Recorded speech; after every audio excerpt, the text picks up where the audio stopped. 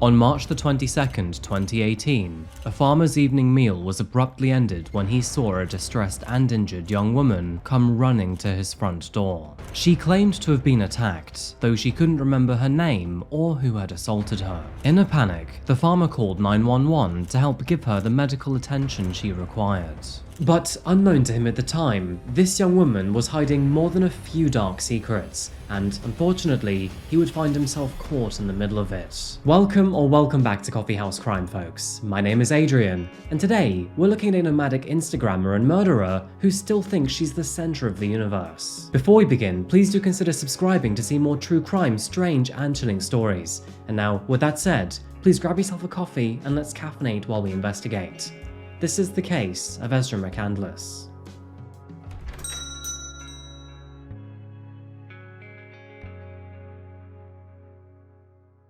Nestled in the heart of Wisconsin is a small yet vibrant city known for its scenic beauty, rivers, and cultural scene. With a population of around 70,000, it offers a perfect blend of small-town charm and urban amenities, making it a vibrant hub for residents and visitors alike. Outdoor enthusiasts are drawn to Eau Claire's abundant natural beauty, and if you step inside the city, its stories are passed down over cups of coffee at all the local coffee houses. And there is one particular story that one particular coffee house cannot seem to forget, mainly because the two are so intertwined. And today, we're diving into that story and its most horrific secrets. It was on the afternoon of March the 22nd, 2018, and located deep in the rural fields of Springbrook Township, that a 90-year-old man was settling down for his evening meal. Taking a seat, he peered up to look through his front window, and that is when he saw a woman running up to his front porch, before then frantically ringing the doorbell a total of 7 times. The woman was crying, screaming, and visibly injured, and she was covered in mud, blood, and bruises. In a panic, he let the woman inside, who claimed to have been attacked. She couldn't remember who assaulted her, and neither could she remember her name. All that she asked was for the man to take her to the hospital. As a result, he dialed 911, and this is what was said. 911, what's the address of the emergency? I have a young lady that just came to my house and somebody attacked her and she needs a doctor. Her clothes are all torn and... Okay. And is she injured? Yeah, she's injured. Her mouth is kind of got some blood around it and her clothes are all torn. Okay. And she's by herself? She's by herself. She walked to my house here just recently. Okay. And can you ask her what her name is? What's your name, ma'am? What? You don't know? She's in kind of bad shape. She just says she don't know. Officers would eventually discover that the woman identified herself by the name of Ezra McCandless, but although she could now remember her name, she couldn't recall what precisely happened. Now, quite naturally, this piqued their interest, because although assaults are sadly all too common, it was very unusual for a victim to forget their attacker, let alone their own name. As a result, Ezra was then transported to a local hospital, where she then requested that she could see her boyfriend, Jason Mengel. Now, Jason, he was absolutely devastated to see Ezra in such a bad way, but he too would have some questions. And that was valid, because not everything was as it seemed. However, before we dive into the world and web of lies of Ezra McCandless, let's first take a look at her history and the key people in her life. Born on October the 6th, 1997, Ezra's name at birth was actually Monica Kay, and she had a somewhat tumultuous upbringing, which was marked by challenges in her own personal and family life. For example, Ezra's mother was only 14 years old when she had her, meaning that, unfortunately, her childhood was destined to be problematic. Now, although she initially had no father figure, her mum would eventually get into a relationship with a man named Josh Shane, who adopted Ezra as if she were his own. But sadly, even this wouldn't last forever, and her parents divorced several years later when she was just the age of 12. During high school, she began experimenting with different names and pronouns, eventually leading her to change her name to Ezra McCandless. By the way, she drew this inspiration from Chris McCandless, who is the main character of the book and film Into the Wild. Also known by the pseudonym Alexander Supertramp, Chris was an American adventurer who embraced an increasingly nomadic lifestyle as he grew up. So, I guess you could say that Ezra saw herself as some sort of nomadic adventurer. Addressing the pronoun part, Ezra experimented with her identity throughout high school and then into her adult years, which, by the way, will be important later in our story. But the bottom line here is that she often referred to herself as a boy and a girl. Kind of obvious in this story here, but Ezra was always destined to stand out. That is why, at the young age of 16, she dropped out of school and then moved away to the city of Eau Claire in Wisconsin. From here on out, she tried to become an artist, despite not actually being good at it. But for those of you who are still interested, you can find her Instagram over at DirtFiend, where she constantly posts selfies and other pretentious slop. Either way, Ezra was renowned for her artistic spirit. She had a passion for painting, sketching, and crafting creations that mirrored her inner landscape. Her art was characterized by vivid colors and abstract motifs, offering a glimpse into her distinctive outlook on life, if that's what we can call it. Those who knew her would often speak about her being charismatic, deeply sentimental, and someone with a remarkable ability to connect with other people. But life in the bigger city was far different from her usual hometown of Stanley, and although Eau Claire is hardly the size of most American cities, it is still far more urban than what she was used to. I can relate here. Those first few months in a new city will really take it out of you. Regardless, by the summer of 2017, she seemed to be settling well into her new environment, and that is when she would meet 33-year-old Jason Mengel. And this brings us to the anchor of our story today. Welcome to Racy's Coffeehouse. Now, Racy's is not your average coffee shop here. It's a welcoming blend of nostalgia, comfort, and quirkiness, backed by some of the best drinks you can find in town, and its 4.7-star rating certainly does back that up. The place is best described as a melting pot, where people meet from all walks of life over food and coffee. So, with such an open environment, it didn't take long for Jason and Ezra to strike up a conversation, and that would happen when the two found themselves sitting on the benches outside of Racy's after closing time. They started talking about her art, and before they knew it, they'd shared each other's Instagram profiles. Fast forward a couple weeks, and the two were romantically intertwined. Now, Jason is quite an interesting character. He was a medic serving in the Army Reserve, living in Eau Claire for quite some time, but never straying too far away from his hometown. He knew many of the locals, but when he first set his eyes upon Ezra, he instantly fell in love with her. He liked to say that she kept him energized and she was full of surprises. At almost twice her age, Jason probably shouldn't have been messing around with the 19-year-old. Either way, the two would then start a romantic and sexual relationship and move in together the following month. Not even 1 month later, she was pregnant, and then not even 1 month after that, she decided to have an abortion, on her birthday of all days. Go figure. So, Ezra is already off to a bad start here. But unfortunately, it gets even worse. Way worse, in fact. Believe me, we're only just scratching the surface here. And that's because, despite still maintaining a relationship with Jason, she then decided to start an affair with a man named Alex Woodworth. The awkward part is that Jason already knew who Alex was, because the two were actually good friends. And that's because Alex was actually a barista who was already working at Racy's Coffeehouse, where all three of them would regularly mingle. So, when Jason found out that one of his best friends was having an affair with his girlfriend, all of this got extremely messy. Born on January 1st, 1994, Alex was much closer to Ezra's age. He was one of 4 children born to his parents, John and Kim Woodworth. Moving into his teenage years, he attended Ufcella High School before then graduating in the year 2012. He furthered his education at the University of Wisconsin-Eau Claire, before receiving his bachelor's degree in philosophy and biology in the spring of 2017. At the time of meeting Ezra, Alex was planning to attend the University of Oregon for his master's degree in philosophy. He was also a tutor on campus and taught philosophy classes at the local high school, which was in addition to his coffee shop job. So it's safe to say that Alexander loved to keep busy. He enjoyed reading, being at the coffee shop, and helping other people, and especially loved the time spent with his family and friends, and had dreams to become a professor at the University of Oregon. As you can probably imagine, when Jason learned of Alex and Ezra's affair, he was absolutely furious. But surprisingly, he handled it quite well. In fact, the only one who didn't was Ezra herself. After being confronted about her infidelity, she abandoned both Alex and Jason, both of which who were left rather shell-shocked and perplexed.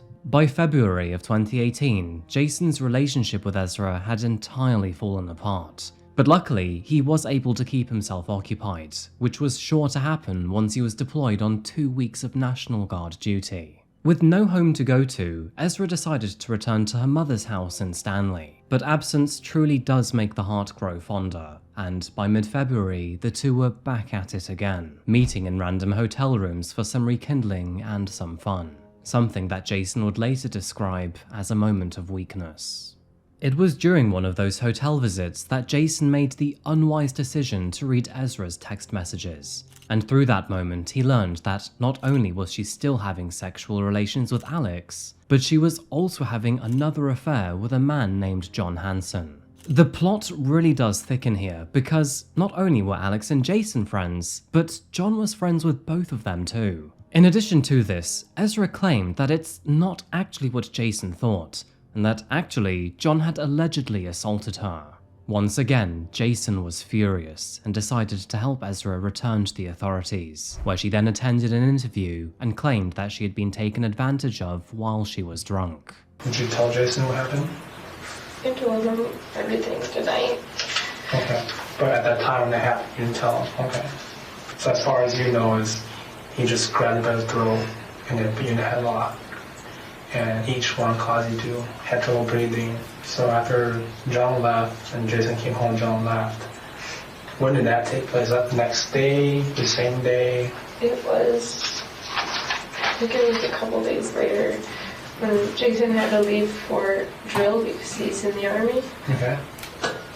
And John wanted me to come over to his house to talk about everything and talk about stuff. And he bought wine and things. And I thought it would be okay to have some wine and just try to talk and try to understand what was going on. And then I got really, really, really drunk. Almost blackout drunk. And I was throwing up. He had me go upstairs when I started throwing up, and he took me upstairs and he put me in his bed and I was throwing up. And I just remember a lot of, I don't know, it's a big mess of a bunch of fumbling and stuff. And it was awful. It was John. Okay. Days after this interview, she then texted Alex to say that she would never speak to him again, and that, furthermore, she was trying to repair her relationship with Jason. However, an investigation conducted by the authorities would reveal a lot of conflicting evidence. After searching through her phone records, the officers realized that she had sent John dozens of sexually suggested text messages. And as you can see here, she was the main one doing the flirting. And when they talked to Alex, well, he claimed that she had happily told him that she and John were having consensual sex. So, did she really get taken advantage of?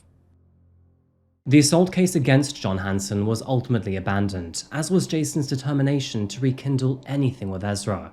But quite simply, he had had enough, therefore ending their relationship. And to be honest, I'm not surprised in the slightest, because, put quite bluntly, she was one giant red flag. By now, the relationships between Ezra, Jason, John and Alex had all essentially been obliterated, and she had destroyed the friendship between all three men. This was a very tumultuous time for Jason, who essentially had lost his best friend Alex to his girlfriend's infidelity, and, to quote him directly, "I no longer liked him, but I still loved him." Now, of course, with so much drama between the four, the community around them, and more specifically races, all began to talk. However, nothing would prepare them, or the city of Eau Claire, for what was just about to unfold.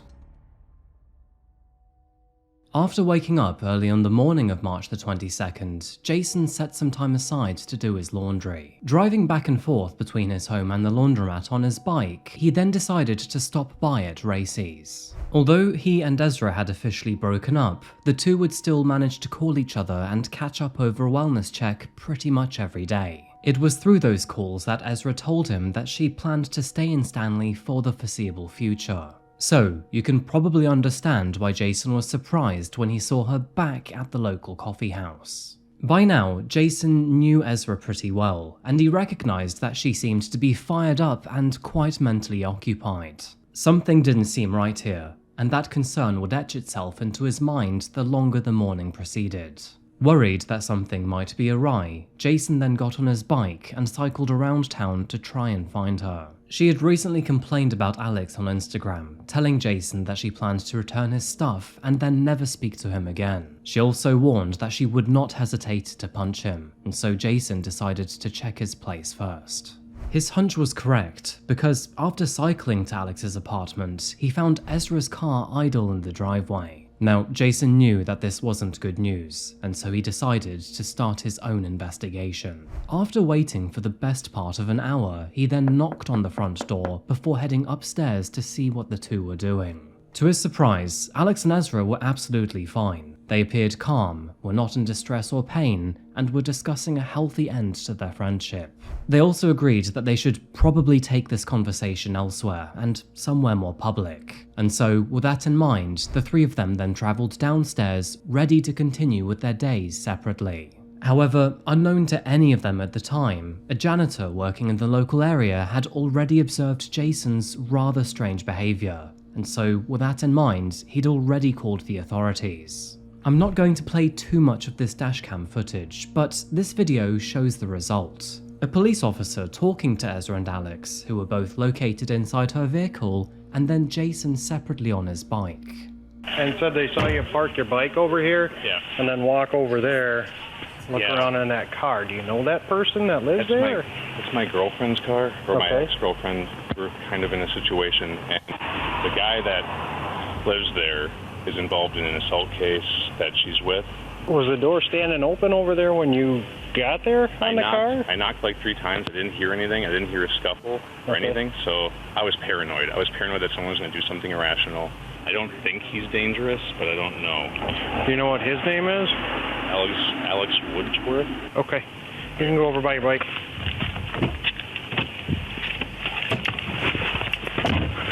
Hi. Is everything okay here? Yeah. Sorry for all this, like... It's okay. It's Emotion. okay. I'd rather come here and check and it be Yeah. nothing than have something bad happening. There you go. you. You guys are good to go. Thank you. Thank you. Yep. We're good to go. Everything's good. They're okay. Yeah. Everything's fine. I'll take care of it too. No problem. All right. You have a good day. However, only a few hours after this footage was taken, one of those in that car would be injured, and the other dead. Later that afternoon, and a dozen miles away in the rural fields of Springbrook Township, Ezra McCandless approached a stranger's home covered in blood, mud, and injuries. She was crying and screaming, claiming to have been attacked, and, as we know, that is when the homeowner dialed 911. I have a young lady that just came to my house and somebody attacked her and she needs a doctor. Her clothes are all torn and yeah, she's injured. Her mouth is kind of got some blood around it and her clothes are all torn. Okay, and can you ask her what her name is? She's in kind of bad shape. She just says she don't know. Officers arrived within 12 minutes of that phone call being made, and while there, they observed Ezra shivering, covered in blood and mud, and with torn clothes. Now, thankfully, she appeared to have minor injuries only, and it is important to highlight here that none of them were significant, for reasons that will become obvious later in this story. However, there would be one injury in particular which seemed to catch everyone's attention, and I'm not surprised why. Officers were shocked to see that it appeared that someone had used a knife to scratch the word boy into her arm, and Ezra claimed that her attacker must have done it. Responding to the phone call and trying to find her attacker, investigators first came back with nothing. However, the following morning, they would discover a puzzling scene that would seem to disprove Ezra's story. After branching out from the stranger's home, they found and followed a set of footprints which led them down an adjacent muddy road. It was on this road that investigators found a car stuck in the mud, and with scribbles on the bonnet, a door left wide open, and snow on the banks nearby, it looked like a scene straight out of a horror movie. Wondering what was going on, they slowly approached the vehicle, only to find the deceased man in the back seat. One of the investigators immediately knew who the body belonged to, and tragically, that was Ezra's ex-boyfriend, Alex Woodworth. It also became clear that this vehicle did in fact belong to Ezra, which was kind of evident through the horrible drawings found all over the vehicle. and of course the license plate. As we know, Ezra told the officers that Alex had apparently attacked her in the backseat of her car. But when investigators began to process the crime scene, well, they realized that the evidence told an entirely different story. To begin with, contrary to Ezra's account of the attack occurring in the car's backseat, most of the blood evidence was actually discovered outside of the vehicle. So, if she really was attacked in the backseat, then why was most of the blood outside on the ground? It also became quite apparent that both he and his sweater, which was bloodstained and covered in punctures, was stabbed a total of 16 times. They also observed that he had no defensive wounds, leading investigators to believe that, rather than him being the aggressor, his attacker had probably taken him by surprise. After returning to Ezra, the police officers would then opt to let her speak first, in an attempt to see if she would voluntarily share any additional information. But instead of coming clean with the officers, Ezra would still insist that she had no idea what happened or who had attacked her, and that is when they revealed to her that they had found Alex's body. You know, it's kind of funny, but almost by some sort of coincidental miracle, her memories then suddenly started flooding back. But of course, all this would do is make her even more suspicious to the officers, who now believed that she was trying to cover something up. Although she was initially free to go, the evidence began to stack up in the days that followed. And, well, no surprise, only 2 weeks after Alex's death, she was then arrested on suspicion of murder. And back at the crime scene, well, let's just say that officers were left with evidence that did not match her story. Realizing that she was now in serious legal trouble, Ezra claimed that all of a sudden she remembered what had happened. According to her, Alex had straddled her in the backseat of her car before then starting to cut her clothes with a knife, and this is her sweater to corroborate that story. However, the jagged and various angles of the cut do suggest several motions were made during this process, which would have been extraordinarily difficult to do without injuring her if she was wearing the sweater. They also noted that her pants appeared to be cut in a way that suggested she had cut the clothes herself. And as for the words cut into her arm, well, it didn't take long for graphologists to realize that the word boy seemed to be in her own handwriting. As for the motive, Ezra claimed that Alex had carved the word into her arm as some sort of sign of possession. It is also noted that, because she identified as a boy at the time, Alex would call her this to appease her. But when she claimed that he had cut her arm while the two were sitting in the car's front seats, that really didn't make any sense to officers. Quite simply, the angles were not possible, and so Ezra's story was immediately debuffed. Along the road on the way to the farm, investigators would find Alex's phone, which had been smashed in the process of being dumped. This suggested that Ezra must have taken the phone off of Alex either before or after he was murdered. They also found this knife along the same road, which was later determined to be the murder weapon. When the car was taken in for examination, forensic officers observed bloodstains all over the back seat, ceiling, floor, and upholstery. The blood was then analysed for DNA, which soon confirmed a mixture of Alex's and Ezra's blood. But no surprise, most of it belonged to him. Safe to say, the crime scene and all evidence available were not in Ezra's favour, with all clues pointing towards her being the aggressor. Realising that she wasn't going to get away with this, she then decided to change her story yet again, claiming that she had to kill Alex, but only in a matter of self-defense. And so, with that said, Ezra's trial began on October the 15th, 2019, a total of 18 months after Alex's death. It is noted here that Ezra put a lot of effort into her appearance, making her look as innocent, feminine, and intelligent as possible. Because apparently, put some glasses on and you immediately look more trustworthy. It became exceptionally apparent that she loved the attention and the spotlight, and would even try to flirt with Jason throughout her trial. Let me just ask you, is anyone else getting some serious Jodi Arias vibes right there?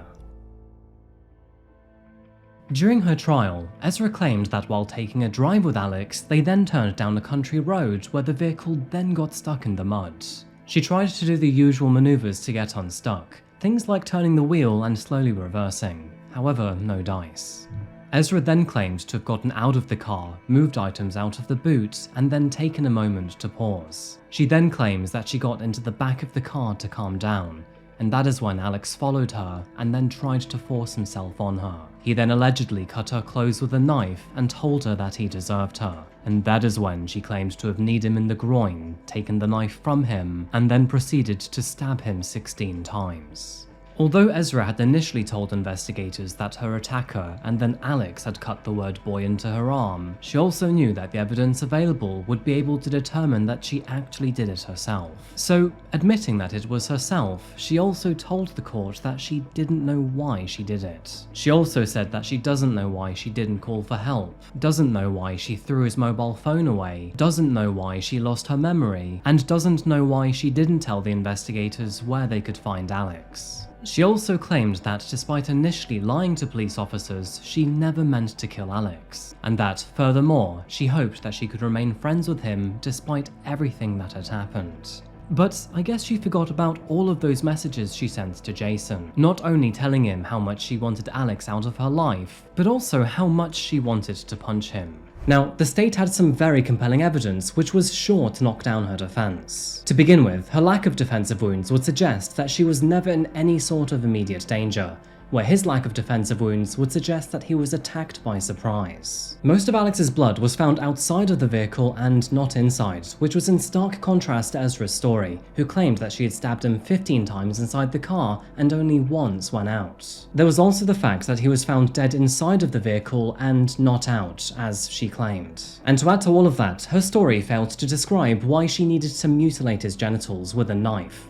I mean, that doesn't sound like self-defense to me. In addition to this, many witnesses were called to the stand to testify and share their observations of Ezra, and let's just say, pretty much none of them would go in her favor. It was clear from the outset that she was fighting an uphill battle, with her defense team doing their very best to hide her lying, cheating, and murder. In fact, there was so much evidence that they could disprove that the prosecution's rebuttal lasted more than an entire hour. While in court, Ezra displayed a mixed bag of emotions, leaving others questioning her true feelings. At times, she appeared calm and composed, maintaining steady eye contact and a neutral expression. However, there were moments of apparent vulnerability, specifically when her voice trembled or her eyes welled up, which suggested either remorse or fear. Her demeanor would occasionally shift to nervousness too, which was marked by fidgeting or avoiding eye contact. Some saw her as manipulative, using her emotions to sway the jury, while others believed she was genuinely overwhelmed by the gravity of the situation. And so, with so many hot and cold signals, her emotional presentation became a focal point in interpreting her character and her intentions. Her trial would last for a mighty 3 weeks, which was filled with plenty of emotion, conflict, and tension. But as you know, every trial must come to an end. And as for the jury's verdict, well...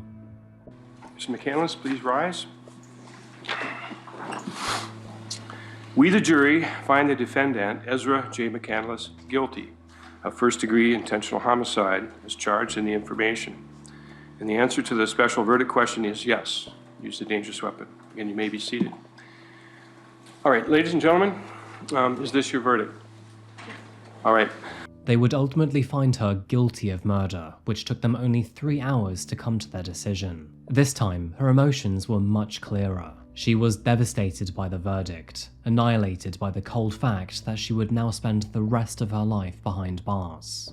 3 months later, Ezra was ready to be sentenced, where her appearance starkly contrasted with the long-haired feminine character that she expressed during her trial. Ezra apologized to Alex's family, but her apparent acts of sympathy were not won by many. In fact, many believed that she'd actually faked it, and to be honest, I can see why too. In the end, Ezra McCandless was sentenced to life in prison without the possibility of parole for 50 years. This means that she won't be eligible for release until the year 2069, and frankly, it is unlikely that she will ever walk as a free woman again, which is probably the only good news from this terrible story.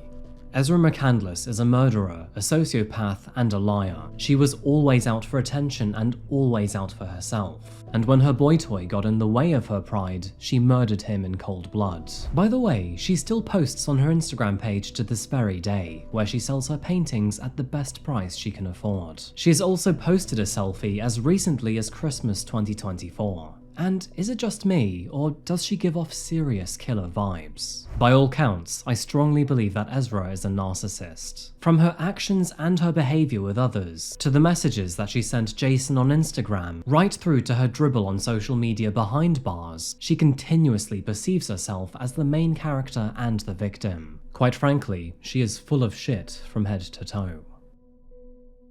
Meanwhile, Alex Woodworth is remembered as a thoughtful, curious, and kind-hearted individual who left a lasting impression on all of those who knew him. As a lover of philosophy and literature, Alex had an insatiable thirst for knowledge and a deep appreciation for life's complexities. Many friends recall his engaging conversations where his genuine interest in others shone through. He was known for his gentle nature, warm smile, and unique perspective that often inspired those around him, and his passion for exploring ideas and connecting with people made him a cherished friend. His untimely loss continues to be deeply felt by his community. Unfortunately, this is another one of those stories where, despite the hefty sentence, it doesn't undo the damage done. The real outlier here is, of course, Ezra McCandless, who I think is nothing but a sociopath and a narcissist, and I hope she spends the rest of her life behind bars. Anyway, those are my thoughts. Of course, I'd like to know yours, so please share your thoughts down below. And with that said, I think it's closing time, so I'm gonna wrap this video up here today. Before I go though, I'd like to thank you so much for making it this far, and thank you for being here. I really do appreciate it. Just a quick one, but if you want to support me in the channel, then please check out my Patreon here, or alternatively, follow me on social media here, most notably my Instagram. And yeah, if you haven't yet, please do consider subscribing, because it really does help the channel out. Thank you. Anyway, I'll be back again in probably a few days, so I'll see you very soon. But until that moment arrives, please do remember to look after yourselves, look after each other, and of course, stay safe. Thank you, and goodbye.